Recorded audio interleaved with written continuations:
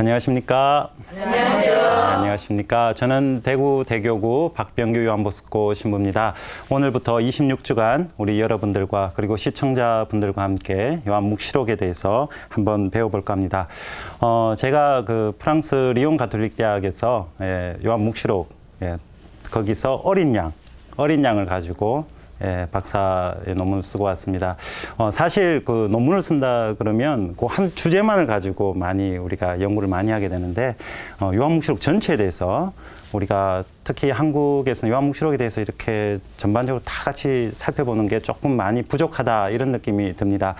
그래서 저도 한 부분만을 봤기 때문에 저 역시 이 시간을 통해서 우리 시청자분들 그리고 우리 여기 계신 분들과 함께 저도 한번 배웠던 거 한번 나눠볼 수 있는 그런 시간이 되었으면 좋겠습니다. 제가 어떠한 성서, 우리 성경이라고 이제 이름 바뀌었죠, 그죠? 성경 공부를 할 때마다 처음 시작할 때 4가지에 대해서 한번 제가 이렇게 한번 말씀드리고 시작하는 게 있습니다. 무엇이냐? 성경에 대해서 우리가 어떠한 그 마음, 어떠한 자세로 성경을 우리가 만나야 되는가? 거기에 대해서 4가지에 대해서 한번 제가 말씀드릴까 합니다. 첫 번째로 제가 그 석사 논문을 쓸 때 지도 교수 신부님께서 늘 하시던 말씀인데, 성경은 사랑하는 님의 편지다. 이 표현을 계속 저한테 말씀하셨어요. 그분은 늘 공부를 하실 때, 처음 하루를 시작하실 때 그날 복음 말씀을 계속 묵상하고 시작하셨거든요. 그게 무슨 말이냐? 내가 공부하기 이전에 이 말씀이 내가 사랑하는 님의 편지로서 받아들인다면, 자, 우리 편지 한 장 들고, 이 글이 누구에 의해서 어떤 의미일까라고 다른 사람한테 물어보는 그런 바보는 없겠죠. 이 편지에 이 글이 사랑하는 사람이라면 그 사랑의 의미를 먼저 내가 느끼려고 남한테 안 보여주려고 그러죠. 그만큼 내가 살아가면서 이 성경을 접한다는 것은 내가 사랑하는 사람의 글을 접한다. 그런 느낌으로. 괜히 신부님, 수녀님, 또 공부한 또 다른 우리 신자분들에게 이게 무슨 뜻일까요? 그렇게 물어보는 그런 식의 우리 모습은 조금 지양을 해야 되지 않겠는가? 첫 번째로 내가 사랑의 감정을 가지고 성경을 대한다. 이것이 우리 제일 중요할 것 같습니다. 그리고 두 번째로 제가 생각했던 것이, 성경 결국엔 거룩한 독서예요. 그 어떤 것도 필요 없습니다. 어떤 의미에서. 공부는 성경을, 사랑하는 님의 편지를 읽기 위한 하나의 보조수단이죠. 궁극적으로 우리가 만나야 할 분은 하느님. 그래서 예전에 오리게네스라는 분이 이런 말씀을 하셨습니다. 성경을 읽고 거기서 하느님을 만났으면 성경 갖다 버려라. 우리 이거 글자죠. 글자가 하느님의 말씀이라고 생각하는 사람은 아무도 없을 거예요. 이 글자를 통해서 이 안에 계신, 글자 너머에 계신, 그래서 많은 교부들이 성경을 이렇게 하느님 만나가는 과정을 산을 이렇게 넘어가는, 산을 고개를 또 넘어가면 또 높은 산이 있고 또 높은 산이 있고, 그래서 스칸달룸이라는 말을 여러분 아시죠? 스캔들. 그게 무슨 말이냐면 걸려 넘어지게 하는. 그래서 힘들더라도 계속 산을 넘고 걸려 넘어지더라도 또 넘어서 궁극적으로 하느님을 만난다. 그게 거룩한 독서죠. 읽고 묵상하고 그다음에 기도하고 관상으로 들어가는 것. 그 성경에 대하는 자세가 거룩한 독서가 돼야 된다. 하느님을 만나야 된다. 이 부분에 대해서 우리가 명확하게 생각을 해야 됩니다.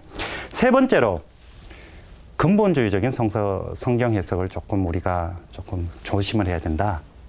우리가 글자 그대로, 아까 제가 말씀드렸다시피 글자 그대로 받아들여서는 안 된다. 그 의미를 살펴야 된다. 근데 가끔씩 우리 가톨릭 신자분들도 근본주의적인 성서 해석을 할 경우가 많이 있습니다. 무엇이냐? 공부를 하다 보면 역사적인 배경 지식, 신학적인 지식, 이 성경 말씀에 이런 의미가 있었구나.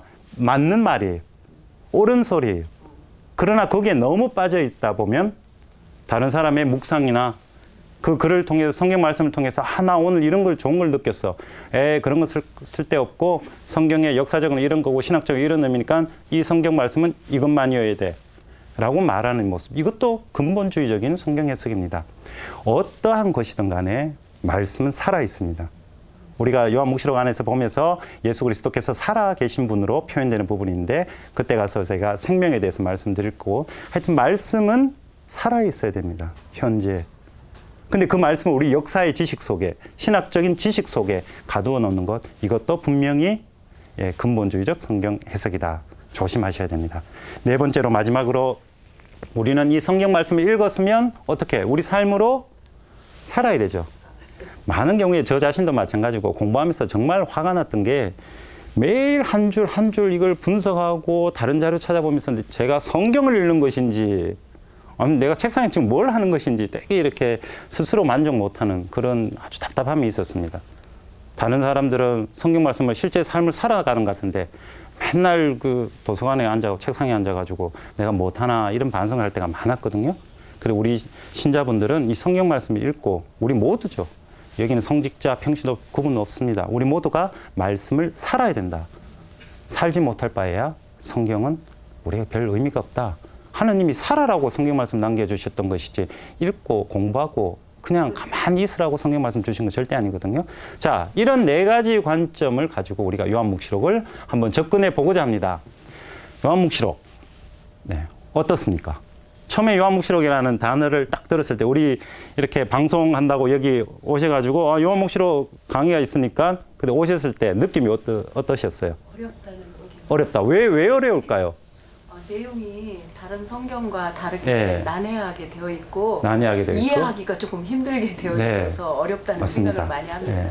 얼마 전에도 우리 그 세상 종말 온다고 그죠? 네. 세상 종말 온다고 몇 날 며칠 어떻게 되겠다라는 말을 우리가 들었는데 뭐 2000년 대인년 때도 그랬었고 그 무시무시한 장면 막 이런 것들이 막 요한묵시록에 많이 펼쳐지니까 아 이게 무슨 의미일까? 무슨 상징이 왜 도대체 이런 전쟁 같은 이야기들이 펼쳐질까? 되게 무섭죠. 저 역시 황당했습니다. 요한묵시록 처음에 접할 때 공부하러 가서 기껏 프랑스 말 끝내고 학교에 입학을 하니까 예, 공부를 하면서 논문을 쓸 때쯤 지도 교수님한테 뭘 할까 이렇게 고민을 하다가 요한계문헌을 해야 되겠다 이러고 있는데 지도 교수님이 뜬금없이 요한묵시록을 하라고. 예, 관심 없습니다. 이렇게 표현했어요. 제가 거기 너무 어려운 것 같습니다. 그냥 쉽진 않죠. 다른 건 쉽진 않지만은 우리에게 익숙했던 복음서나 바오로 서간을 좀 하고 싶습니다. 라고 말씀드렸더니만은, 예, 지도 교수님이 나는 거기에는 관심 없다. 예, 그래서 뭐 절충안을 하다가 겨우 뭐 지도 교수님께서 하라고 하셨고 저도 한번 제가 모르는 분야 한번 열심히 해보자 싶어서 요한묵시록을 잡았었는데 해보니까 아, 괜히 했구나. 처음에 괜히 했구나. 이 많은 것들이 도대체 무엇을 의미할까? 사실 우리가 그 강의를 쭉 해나가다 묵시문학에 대해서도 한번 전반적으로 살펴볼 거예요. 거기에 보면 묵시문학이 거의 길게는 400년에 걸쳐서 이 묵시주의가 형성된 유다이즘 안에서 그 400년에 걸친 모든 역사와 거기에 대한 상징들 그런 개념을 확실히 알아야 되고 그것뿐만 아니라 구약 처음부터 예, 구약의 모든 것들이 요한묵시록에 다 녹아져 있습니다. 그래서 그 프랑스 학자 중에 성경학자 중에 볼보샹이라는 분이 계셔요. 최근에 돌아가셨는데 예수의 회원이십니다. 이분이 그 묵시문학, 특히 요한묵시록을 가지고 텔로스라고 했습니다. 이게 뭐냐? 모든 것의 종합이라는 것이. 모든 신학, 모든 상징들이 그 안에 다 놓여져 있다. 그래서 아마 성경 공부하시는 분들 가끔씩 이제 이 정도 공부를 많이 했다. 그래서 한번 정리해보고 싶다라고 할 때는 요한묵시록을 딱 드시면 됩니다. 예, 구약의 전체 특히 예언서 부분에 있어서 요한묵시록이 많이 나타나고요. 그리고 그 당시에 어떤 묵시주의가 흐렀던 그 시대적 배경 그것을 어떻게 여러 다른 상징으로 표현해냈는가 그런 것이 요한묵시록에 잘 나타나 있습니다. 그런데 요한묵시록이 이렇게 어렵게 느껴지는데 제가 요한묵시록을 이 한마디로 그냥 강의 26번 한마디로 딱 표현하자면 기쁨이요, 희망이요, 위로입니다. 이게 우리가 생각했던 것 전혀 다른 관점으로 요한묵시록을 이해하게 만듭니다. 이것이 왜 위로냐? 뭐 땅의 3분의 1이 다 죽었다 그러고 뭐 대접을 갖다 부을 때마다 나팔을 불 때마다 뭐 절단하죠, 소위. 예, 그러한 것들을 어떻게 기쁨, 희망이 될 것이냐? 그 우리가 상징들 조금씩 배워나가면서 알게 될 것인데 왜? 무엇을 희망이냐? 그 아주 중요한 단어가 부활하신 예수 그리스도에 대해서 표현하기 때문입니다. 부활하신 예수 그리스도가 누구이신가? 그분을 통해서 우리가 무엇을 생각하고 어떻게 살아야 될 것인가가 아주 중요한 그 초점으로 요한묵시록에 자리 잡고 있습니다. 그래서 요한묵시록을 바라볼 때 처음에 시작이 그렇게 시작하지 않습니까? 예수 그리스도의 계시라고 말합니다. 예수 그리스도의 계시. 그 예수님에 대해서 뭔가를 설명한다는 것이죠. 문제는 악의 세력이라는 것입니다. 악의 세력. 여러 무시무시한 장면들이 왜 펼쳐지는가? 이것이 이 고통스러운 모습이 왜 펼쳐지는가? 예, 이것도 궁금하시죠? 왜 이런 모습들이 있는가?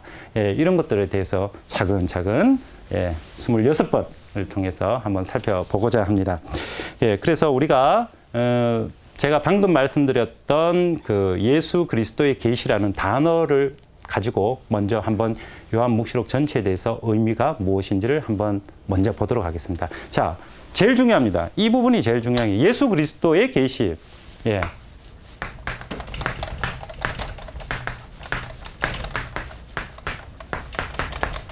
책의 제목인 동시에 여기에 모든 것이 녹아져 있습니다.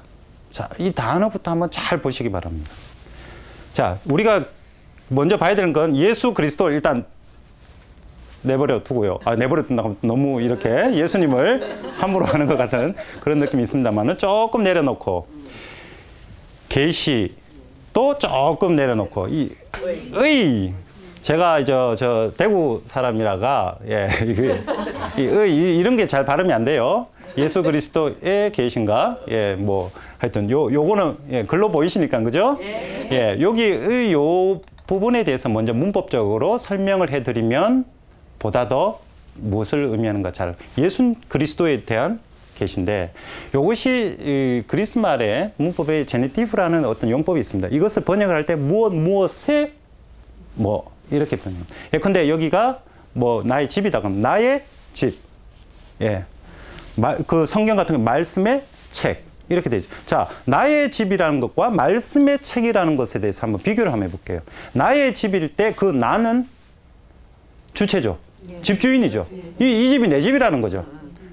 근데 말씀의 책이라는 것은 말씀이 주체가 아니라 책 안에 뭐가 있다? 말씀이 있다라는 것이죠. 이게 분명히 느낌이 약간 다릅니다. 그죠? 하나는 주체고 주인이고 하나는 대상이고 내용이고 그리스 말도 마찬가지로 이 제네티프라는 용법이 의로 번역하는 이것이 뭐냐면 아포칼립시스 예수 크리스투라고 되어 있습니다. 이것이 그리스 말로 아포칼립시스 예수 크리스투라고 되어 있는데 예수 크리스투라는 것이 예수 그리스도의라는 것이죠. 그러면 예수 그리스도께서 두 가지 아까 느낌 주체이고 대상이고 예수 그리스도께서 주체적으로 알려주시는 계시 두 번째 예수 그리스도에 대한 계시 두 가지 의미가 동시에 들어가 있는 거예요. 그 문법적으로 말하자면요. 더 쉽게 이야기해서 요한묵시록은 예수 그리스도께서 예수 그리스도에 대해서 말씀하십니다. 자, 끝났습니다. 26번이나 해야 될 강의가 이제 끝났습니다. 예수님 아시죠? 모르시는 분 안 계시죠? 모르겠습니다. 여기 우리 시청자분들 중에서 비신자, 신자 아니신 분들이 또 듣고 계실 수도 있겠습니다만은 우리는 예수님에 대해서 너무 잘 알고 신앙생활을 하는 거죠. 그 예수님이 직접 우리에게 알려주신 내용, 뭘 알려주실까? 우린 복음서에 대해서, 복음서를 통해서 너무나 잘 알고 있습니다. 하느님의 말씀을, 하느님의 뜻을 정말로 살아있는 이 살과 피를 가지신 분께서 직접 우리에게 알려주셨다. 그래서 가장 큰 표징이 완전한 표징이 예수 그리스도다. 우리 너무 잘 알고 있습니다. 그분이 그분 스스로 우리에게 말씀해 주신다. 이제 다음에 이 계시라는 단어가 문제입니다. 계시라는 단어가. 그 그리스 말로 아포칼립시스가 되어 있습니다. 요거는 아포칼립토에서 왔습니다. 아포라는 말을 먼저 이야기하자면 아포는 뭔가 이렇게 떨어지다. 벌어지다 뭐 이런 뜻이고 칼립시스, 칼립토라는 말은 천막입니다. 그럼 천막을 여는 거 커튼 아침마다 이렇게 치시죠, 그죠? 커튼을 여는 것이 계십니다. 뭐 신비한 것, 막 우리 인간적으로 도저히 이해 못하는 것, 막 무시무시한 장면 이것을 보이는 것이 아니라 그냥 간단하게 천막을 또 걷어주시는데 걷어주시는 분도 예수 그리스도고 걷어보이 안에 뭐가 있다? 예수님 계시다. 너무나 쉽죠. 근데 문제가 있습니다. 문제가. 1장 1절을 한번 읽어보시면 예수 그리스도의 계시 하느님께서 머지않아 반드시 일어날 일들을 당신 종들에게 보여주시려고 그리스도께 알리셨고 하느님께서 그리스도께 알리셨습니다. 뭐 하려고? 보여주시려고 알리셨는데 그리스도께서 당신 천사를 보내시어 당신 종 요한에게 알려주신 계시입니다. 자, 하느님이 그리스도에게 주셨고 그리스도께서 당신 종에게 또 알려주셨고 하느님이 예수님께 알려주셨고 예수님이 당신 종 요한에게 알려주셨고 근데 이게 문제가 알려주셨다.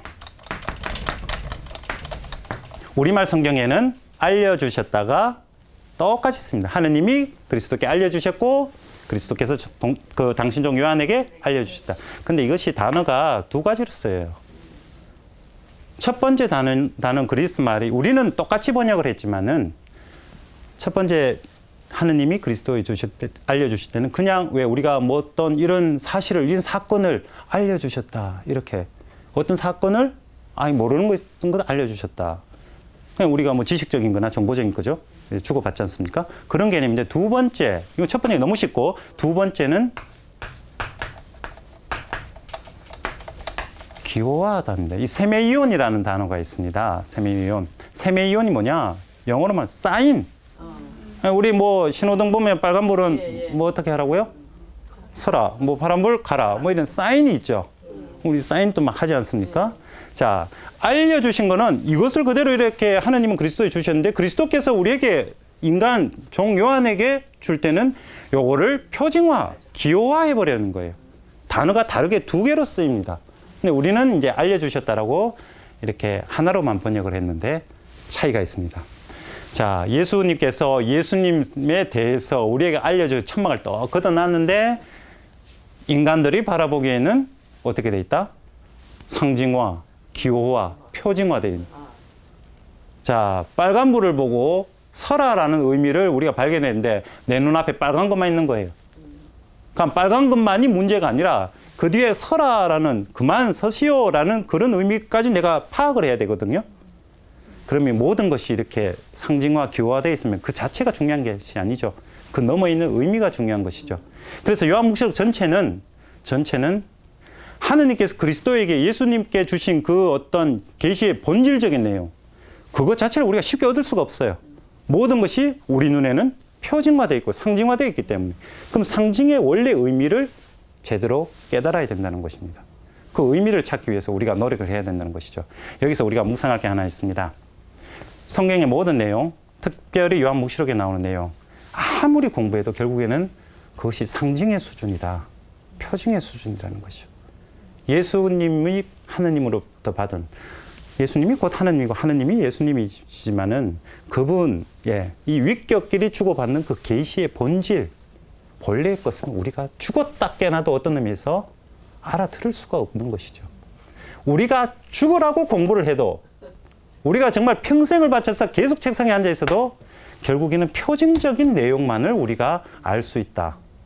겸손해야 된다는 것입니다. 말씀을 가지고 간혹 이런 분들 계셔요. 공부를 하시다가 내가 열심히 공부했다. 좋습니다. 근데 그것이 전부인 줄 아죠. 결국에는 표징인데 뒤에 설하라는 의미가 또 있는데 빨간 불만 계속 닦고 예쁘게 해놓는 거나 마찬가지라는 것이죠. 공부하면 할수록 그래서 우리가 겸손해져야 되는데 공부하면 할수록 이 교만해지는 저 모습만 봐도 분명히 인간은 한계가 있구나. 부족함이 많구나라는 생각을 많이 하게 됩니다. 그래서 우리가 겸손을 오히려 이런 의미에서 배울 수 있지 않겠나 그런 생각이 듭니다.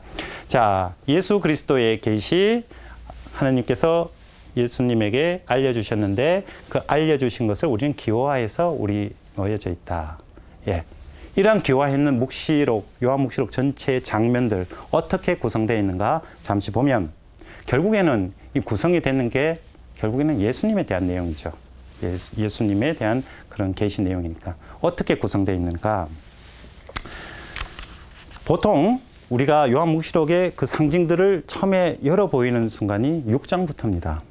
5장에 어린 양이 나타나셔서 예수님이 나타나셔서 어린 양은 예수님인데 나타나셔서 봉인을 7개 봉인 뜯어 나가면서 이제 장면을 본격적으로 보여주시죠. 고통부터입니다. 고통. 근데 매번 7개 봉인 끝나고 7개 뭐 나팔 끝나고 7개 이거 대접이 끝나고 나면 마지막 7번째는 뭐가 있냐면 구원을 외치는 찬미가들이 나와요. 이게 뭐냐? 그 고통을 넘어서 영광, 기쁨으로 이 이야기는 펼쳐나간다는 것이죠. 공교롭게도 우리가 어떻게 돼 있냐면 첫 번째 자, 이 고통의 시작의 그 영광으로 갈 때 봉인을 뜯으시는 분이 어린 양이시죠. 그것이 다 끝나고 나서 12장부터 뭐가 나오냐면 또 아기가 어떤 여인이 하늘에서 아이를 놓는데 이 용이 막 가서 막 죽이려고 하지 않습니까? 근데 거기 아이도 출발합니다. 보통 우리가 아이를 뭐 예수님과 연결했는데 5장에 어린 양 나타나고 12장에 이 아이가 나타나서 이 어린 양부터 시작해서 영광으로 가고 아이부터 시작해서 악의 세력이 다 무너지고 마지막 19장에 백마탄 기사가 승리하는 그런 구조로 되어 있습니다. 이 둘 다 출발점이 어린 양 예수 그리스도, 이 아기도 예수님을 드러내는 어떤 표상으로 예수님부터 시작해서 결국엔 승리로 간다. 다 예수님 이야기. 예, 그래서 요한묵시록은 이 제목부터 시작해서 내용 전체가 어떤 의미에서 예수님에 관한 것입니다. 고통은 그 악의 세력이 어떤 이렇게 막 나오는 그거는 예수님의 그 구원, 영광, 승리로 나아가기 위한 하나의 과정일 뿐이다. 우리가 나중에 그 악의 세력도 한번 분석을 해볼 겁니다. 이런 고통도 한번 분석을 해보고 그것이 무슨 의미인가를 살펴볼 때 보다 더 구체적으로 우리가 알 수 있으리라 생각합니다. 자, 이러한 장면에서 우리가 그러면 예수님이 계속 예수님에 대해서만 이야기한다면 너무 재미없겠죠, 그죠? 네, 너무 재미없는데 여기서 원하는 것은 예수님께서 활동을 거의 안 하셔요. 복음서에 보면 예수님께서 어디에 가셔서 치유해 주시고 어디 가서 이런 설교도 해 주시고 또 사람들이 많이 따라오고 거기다 빵까지 막 먹이시고 그죠? 예, 보리빵 그 몇 개? 예, 5개 물고기 2마리로 예, 배까지 불려주시는데 요한묵시록은 특별히 예수님께서 이렇게 뭔가 활동하시고 보여주는 게 별로 없습니다. 누구에게 뭘 보여주냐? 괜히 예수 그리스도의 그 어떤 피에서 누가 겉옷을 빨아야 되고요. 예수님이 어린 양이 저기 가시면 그까지 따라가야 되고요. 예. 그리고 막 그 6장에 보면요. 그 제대 위에 막 그 영혼들이 막 외칩니다. 언제까지 우리의 피해 복수를, 예, 언제까지 미루시렵니까? 막 이런 외침들이 있고. 그리고 더 심지어, 예, 저기 13장에 가보면 이런 말이에요. 끌려갈 사람 끌려가고, 칼에 맞아 죽을 사람 칼에 맞아 죽을 것입니다. 이러한 절망의 메시지가 어디 있습니까? 이게 죽을 사람 죽어라 이건데, 그러한 메시지에 뭐를 요구하냐? 여기에 바로 성도들의 인내와 믿음이 필요한 까닭입니다. 라는 말씀이 있습니다. 이게 뭐냐? 예수님께서는 보여주셨다 이겁니다.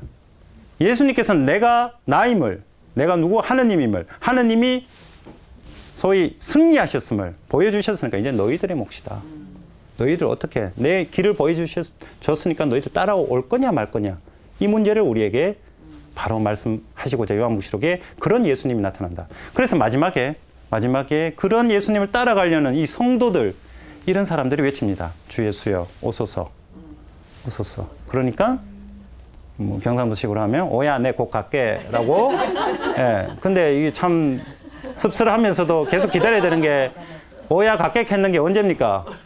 거의 2000년 전에서 지금까지 예, 안 오고 계시죠? 예, 저는 개인적으로 빨리 좀 오셨으면 제가 예전에 그 어렸을 때 꿈이라고 하기에는 좀 그렇습니다만은 꿈이 예수님 나이에 죽는 거였어요. 예수님 우리가 뭐 흔히 알다시피 33세 보통 요한복음의 기준에 따라 이야기하자면 30년 4월 17일에 돌아가셨지 않겠는가 이렇게 추측을 합니다. 근데 33살에 이렇게 죽으면 좋겠다. 33살에 제가 어디 있었냐면 프랑스 리옹에 있었습니다. 리옹에 있었는데 올해가 죽을 나이구나. 제가 천년성자 하면서부터 생각했어요. 예수님 나이에 죽으면 참 좋겠다 이런 생각했어요. 삶에 별로 희망이 없는가? 신부가 돼갖고 그런 느낌이 좀 그런데 그렇게 33살이 34살로 가면서 이게 덤으로 얻은 인생이구나. 예. 하루하루가 이게 덤인 거 덤. 그래서 선물같이 이렇게 살도록 노력은 하는데 세상 살아보면 또 그게 죄송한 표현입니다만은 아직 어리지만은 호락호락한 게 결코 아닙니다. 그죠? 요한묵시록 역시 호락호락하지 않는 인생사 안에서 부활하신 예수님을 어떻게 만날까라는 그런 장면을 우리에게 말하고 있습니다. 그래서 요한묵시록을 보면서 이 예수 그리스도께서 보여주시는 승리, 구원, 그 개념을 내가 내 일상의 삶 안에서, 우리가 또 요한묵시록의 그 시대적 배경에 대해서 공부를 하겠습니다만은, 그런 일상의 삶 안에서 이분을 어떻게 받아 모실 것인가, 어떻게 내가 받을 것인가, 이 부활하신 예수 그리스도, 이게 문제지. 예수님 당신 한번 해보세요. 우리 구원 한번 해봐. 우리 한번 끌고 가봐. 우리 구원회로. 그러한 생각으로 요한묵시를 읽으면 이거는 아주 잘못된 관점이라는 것이죠. 예수님이 보여주신 길을 내가 어떻게 갈 것인가, 내가 예수님 피 안에서 내 겉옷을 어떻게 빨아서 희게 만들 것인가, 그런 나의 노력이 무엇보다도 요한묵시를 읽는데 필요하다는 것입니다. 그래서 내게 주어진 이 인생살이가 예수님을 따라가는 하나의 길이죠. 매 순간에 매 시간이 예수님을 어떻게 따라갈까, 이쪽으로 갈까 이쪽으로 갈까, 맨날 선택을 해야 되고 결단을 내려야 되는. 그래서 요한묵시는 웬만하면 읽지 않는 게 오히려 편합니다. 그냥 복음서 읽으면 예수님 이렇게 사셨구나, 이렇게 가르침을 주셨구나가 오히려 편한데, 요한묵시는 처음부터 나 부활했다, 1장 4절부터 나 부활했답니다. 부활했다. 자, 우회할래. 우회할래 이겁니다. 어떻게 할래 너희들은? 읽으면서 계속 걱정이에요. 나 여기 세상 살이가 좋은데, 세상 것이 좋은데, 근데 세상에는 죽어라. 거기에선 죽고 너희들 나 안에 믿음을 두고 인내를 가져라 라고 그렇게 말합니다. 문제는 아직 안 오시니까 답답한 거죠. 답답한 거. 근데 나중에 알았는데 33살이면요. 그 예수님 시대 때는 평균 연령 20대 후반. 아주 일찍 이렇게 가셨습니다. 사람들이. 근데 33살이면 아주 오래 사셨는. 그래서 그런가 우리 성경에서 예수님께서 늘 반말하셔요. 근데 이 부분에 대해서 우리가 한번 생각해 볼 필요가 있습니다. 200주년 기념성서 같은 경우에는 예수님도 존댓말 쓰고, 다른 사람들도 있으니까 존댓말 쓰는, 서로가 존댓말을 쓰게 번역을 했어요. 근데 우리 이제 새로운 성경, 이게 뭐 공동 번역도 마찬가지였지만 예수님은 늘 반말. 다른 사람은 무조건 예수님은 존댓말. 이것도 우리가 아까 제가 시작하면서 이 성경을 읽을 때 근본주의적인 어떤 관념도 좀 이렇게 지향해야 될 부분 중에 하나가 아닌가. 예수님이 그렇게, 죄송한 표현입니다만은 싸가지가 없는 분은 아니실 거다.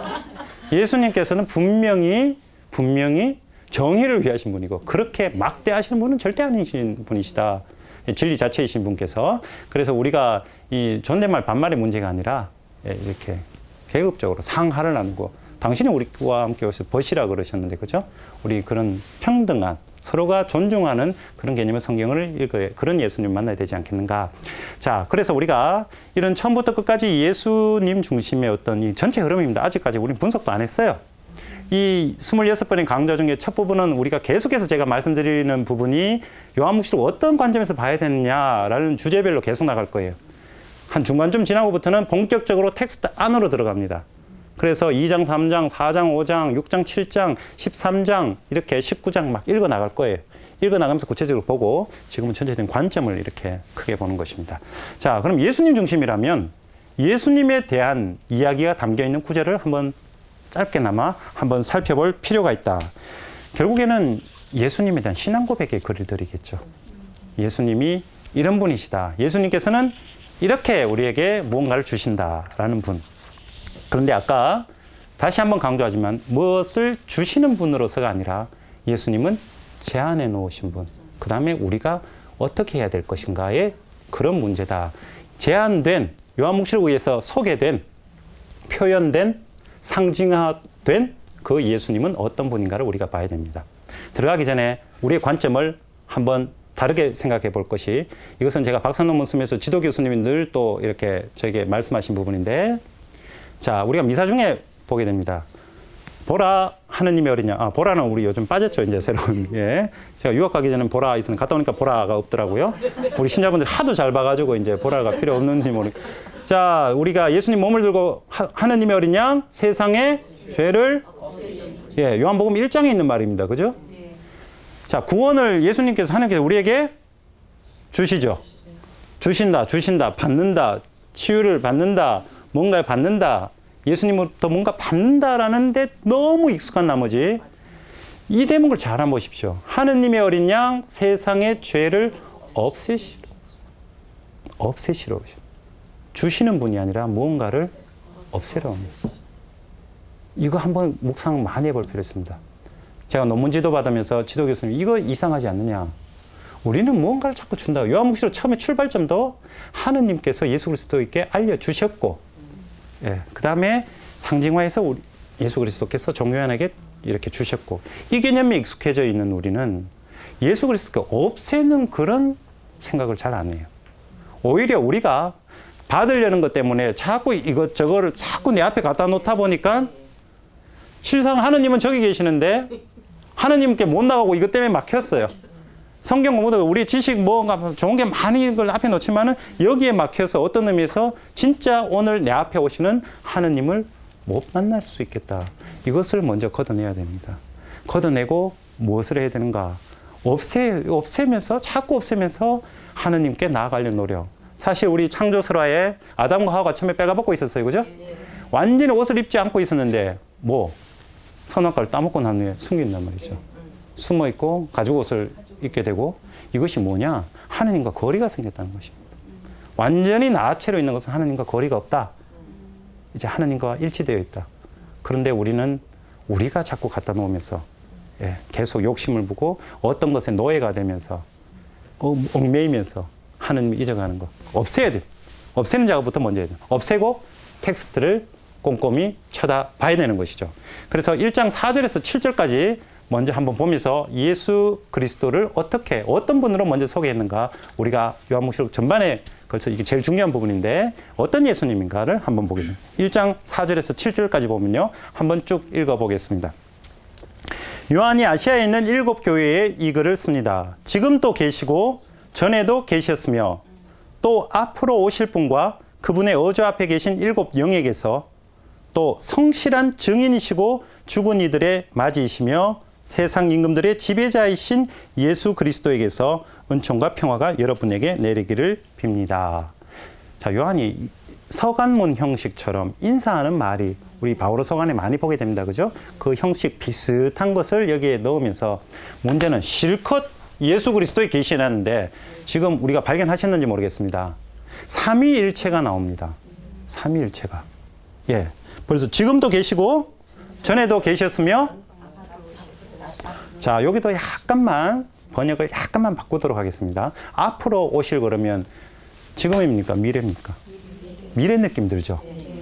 예, 이것이 우리가 조금 조심해야 될 부분인데, 지금도 계시고 전에도 계셨으며 지금 오고 계신 분, 지금 현재형입니다. 그래서 말해 앞으로 오실 분, 저 미래에 오실 분이 아니라 지금 늘 오는 분.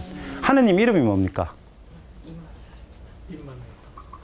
예, 예수님이 임마누엘. 예, 임마누엘. 하느님이 임마누, 우리와 함께 계시다. 예수님 이름, 하느님의 이름. 야훼. 야훼. 예, 이거 아주 중요한 겁니다. 이걸로 가지고도 한번, 자, 지금 이 부분, 지금도 계시고 전에도 계셨으며 지금 오고 계신 분, 이것이 야훼 이름이 다 있습니다. 한번 보시기 바랍니다. 야훼를 어떻게 쓰느냐? 예, 뭐 쭉쭉 줄만 쭉 끈 건데 이 히브리 말입니다. 히브리 말인데 요거를 알파벳으로 하면 야훼. 근데 이게 발음을 못 해요. 왜? 다 자음이죠, 자음. 모음이 없기 때문에 이게 발음이 안 됩니다. 발음 안 되니까 여기에다가 모음 갖다 붙여갖고 겨우 발음했는 게 아도나이라고 고쳐 부르게 되는 것이죠. 예, 마소라 학자들이 그렇게 바꿔놨습니다. 예, 이 뭐 보통 우리 수업 시간에 제 강의를 이렇게 써놔놓으면 이제 그린다고 바쁘신데 그릴 필요 전혀 없습니다. 우리 친구 신부님 중에 이런 말이, 야, 그 강의할 때 이런 거 히브리 말에 히라버 그리스 말 좀 써야 좀 있어 보인다, 좀 써라 그러는데 도저히 쓸 자신은 없는데, 아무튼 요 단어가 하느님을 일컫는, 예, 가리키는 야훼. 누구 앞에 나타나서 이 말씀을, 이름을 주셨습니까? 모세. 예, 모세의 불타는 떨기 앞에 하느님께서 당신 이름을 계시는. 이 이름이 아주 묵상할 게 많습니다. 예, 이것이 뜻이 뭐냐? 야훼, 이 원래 뜻이 영어에 그냥 비동사예요, 비동사. 그러니까 보통 I am으로 하고, I am 뭐, who I am. 나는 뭐 나다. 나는 있는 자 그러다. 뭐 많은 번역을 합니다. 근데 I am이 다예요. 여 뒤에 뭐를 갖다가 규정화하는 순간이 하느님 아닙니다. 나는 존재하는 그 자체로 하는, 지금도 있고 과거에도 있고 지금 계속 있고 뭐 미래는 말할 것도 없죠. 지금 계속 있으니까. 계속 계시는 분이에요. 근데 이 단어가 현재형으로 번역되는 동시에 또 이것을 미래형으로도 번역합니다. 나는 일 것이다. 그래서 I 뭐 굳이 표현은 I will be입니다. 나는 미래도 또 있어요. 자, 지금 있고 미래도 늘 한결같이 그렇게 있고 이 부분이 왜 중요한가? 이 부분이 왜 중요한가? 하느님께서는 지금 현재 하느님이죠. 아브라함의 하느님, 이삭의 하느님, 야곱의 하느님, 현재 하느님이신데 그러나 현재 하느님 만났다고 해서 그 하느님의 체험을 했다고 해서 우리가 그 하느님을 꼭 붙들고 있으면 안 됩니다. 가끔씩 우리가 어떤 피정이나 하는 체험을 강하게 했을 때 그 강한 체험을 가지고 늘 우리가 생각하는 게 뭐냐? 아, 하느님 이런 체험을 주셨으니까 예, 이 하느님은 나의 하느님입니다. 이제 근데 일상에 돌아왔어요. 체험을 하고 답답하거든. 뭔가 하느님 안 계시는 것 같거든요. 저기서 느꼈던 하느님이 여기서 있어야 되는데 없어요. 그럼 어떻게? 다시 그 피정 갑니다. 예, 또 그거 갑니다. 쫓아다닙니다. 아가 밥을 굶든지 집안 청소가 돼 있든지 아니면 상관없으면 그죠? 예, 그래서 그 쫓아다니면서 그 하느님을 이거는 하느님을 어떻게 하느님 찾아 나서는가? 이건 하느님 찾아 나선 게 아니에요. 그때 과거에 있었던 자 지금 계시고 미래도 늘 계실 나와 함께 있을 하느님은 지금 현재 일상의 삶에서 오는 하느님은 놓쳐버린 채 과거에 집착하게 되죠. 이것이 바로 모세가 시나이산에 가서 계약을 받았을 때 밑에서 뭐 했습니까? 황금송아지 만들었죠. 예로보암이 북이스라엘 처음 왕 됐을 때 예, 예루살렘 그쪽에는 성전에 있어 있게 배 아프거든요. 그래서 우리도 뭐 하나 만들어야 된다. 이래가지고 성소 만들어갖고 송아지 2마리 만들어가 그죠? 다른 하느님을 다른 신을 섬기기 위해서 만든 게 아닙니다. 야훼 하느님을 믿기 위해서 가시적으로 눈에 보이기 위해서 만든 그 상인데 하느님을 찾기 위해서 만든 건데 그것이 우상 숭배가 되어 있습니다.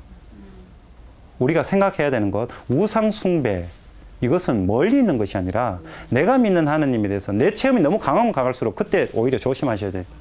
떠나야 되죠. 떠나고 늘 나와 함께 있는 지금 현재. 그러나 이것도 부족해요. 왜? 미래 또 다르게 또 어떻게 새롭게 다가오실 하느님 찾아놨어야 됩니다. 자, 지금도 계시고 전에도 계셨으며 지금 오고 계시는 하느님 이것으로부터 요한묵시록이 예수님에 대해서 출발한다. 두 번째는 또 앞으로 오실 분, 그분의 어주 앞에, 하느님 앞에 계신 일곱 영. 예, 우리 나중에 상징 배울 때 7이라는 숫자 배우겠습니다. 예, 가르쳐 드릴까 말까 지금. 우리 지금 너무 잘하는 7이라는 건 뭘까요? 행운수, 바깥 사람들 그렇게 하는데. 예. 완전수죠, 그죠? 예, 왜 완전한가는, 예, 좀 놔둬야 저도 나중에 강의할 게 좀 있으니까. 예, 7영, 성령이죠? 성령. 자, 하느님, 그런 하느님, 늘 현재 하느님. 그리고 그 7 완전한 충만한 영이 나오고 예수님이 나오신다. 예수님의 표현들을 지금 많습니다. 네, 성실한 증인이시고 죽은 이들의 맞이이시며 세상 임금들의 지배자이신 예수님. 요거 잠시 놔두고 왜 하느님, 성령부터 먼저 나왔을까? 요한묵시록이 계속 고민하고 제일 지금 머리 아픈 게 이겁니다. 지금 요한묵시록 쓰여진 90년 이후 100년경에 쓰여졌거든요. 당시에 최고 문제가 요한묵시록 이것을 받아들이는 그리스도교 신자들, 이것을 읽고 있는 그리스도교 신자들에게 있어서 제일 문제가 나 하나님 믿는데 한 분이신 하나님 믿는데 이 유다인들이 너는 이단이야 라고 본격적으로 쳐냈습니다. 90년 얀니아 종교회의라고 있습니다. 거기에서 뭘 결정하냐? 자들 가만히 보이겠네. 우리 한 종파인 줄 알았는데 유다교회 하나님 믿는다니까. 종파인 줄 알았는데 가만히 보이 저것들 희한한 짓을 하고. 무엇이 사람 뭐 갖다 놓고 잡아먹는지 뭐 이렇게 예, 내 몸이다 하고 뭐 예, 근데 또 하나님 아닌 인간 예수를 뭐 이렇게 믿는다고 이 유다인들은 그렇게 생각한 거예요. 그래서 본격적으로 너희들은 이단이다라고 얀니아 종교 쳐냅니다. 쳐내고 난 후에 뭐까지 만드냐? 그리스도인들을 저주한 저주 기도문까지 만들어. 그 회당에서 기도하고 자들 하나님 벌 주라고. 예. 그렇게 이제 저주하는 기도문까지 만들고 갈등이 있습니다. 그 요한묵시록의 저자는 물론 한 사람에 의해서 쓴 건 아니겠죠. 또 배우겠습니다만 그것도 요한묵시록의 저자는 이 유다교에서 믿는 하느님, 유일하신 하느님, 그분이 바로 이 세상에 오신 예수 그리스도다. 하느님과 함께 하느님이신 예수 그리스도를 말해야 돼요. 그래서 우리가 계속 요한복음을 보면 어저 안에 5장에 보면 어저에 하느님이 계셔요.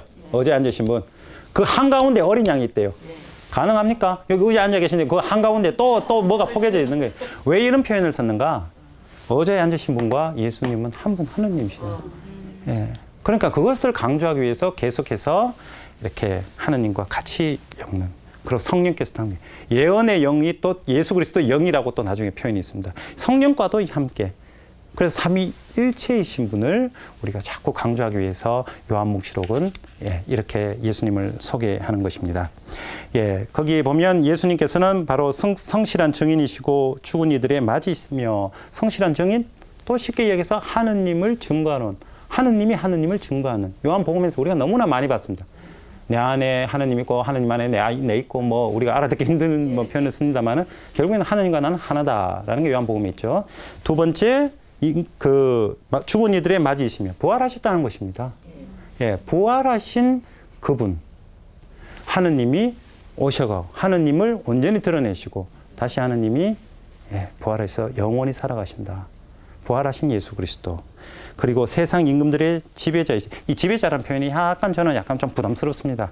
이 지배자보다 뭐랄까요? 이 세상을 다스리는 어떤 주권, 그런 것을 가지신 분. 지배 그러면 여러분들 어때요?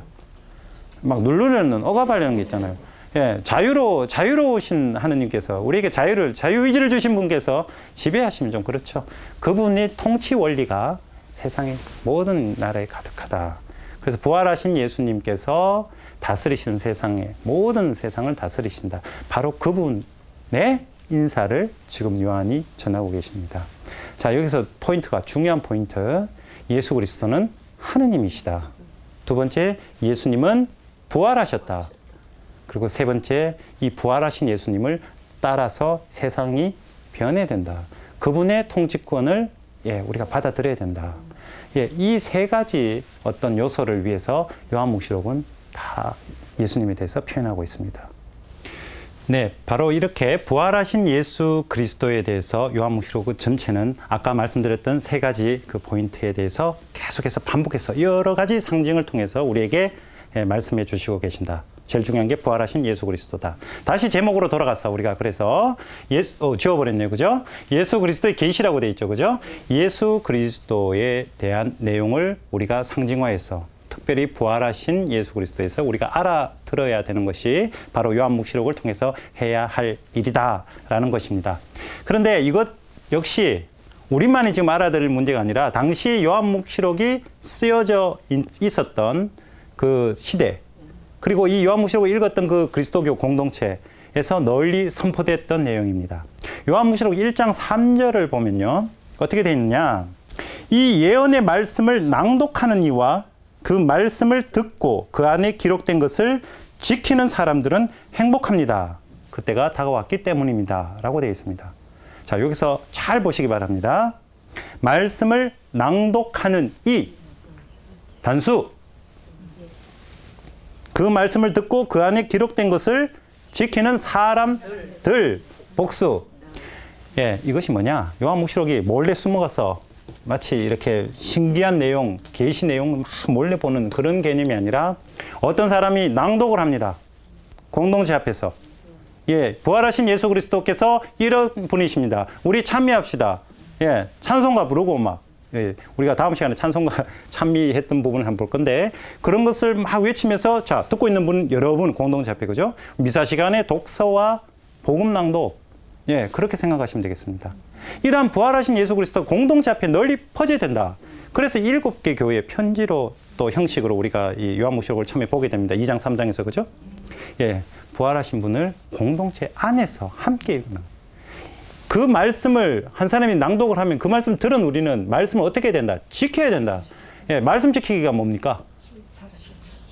너무 잘하시네. 말씀 지키기 뭡니까? 보통 그러면 신자분들이 어떻게 생각하시냐면 많이 읽고 묵상 많이 하고 기도 많이 해야죠 라고 이렇게 하는데 그거는 정말 지키는 건 지키죠. 말씀을 옆에 팍 끼고 지키는데 간혹 이렇게 어떤 일에 우리 정치인들이나 어떤 다른 어떤 분들 보면 성경을 옆에 쫙 끼십니다. 그죠?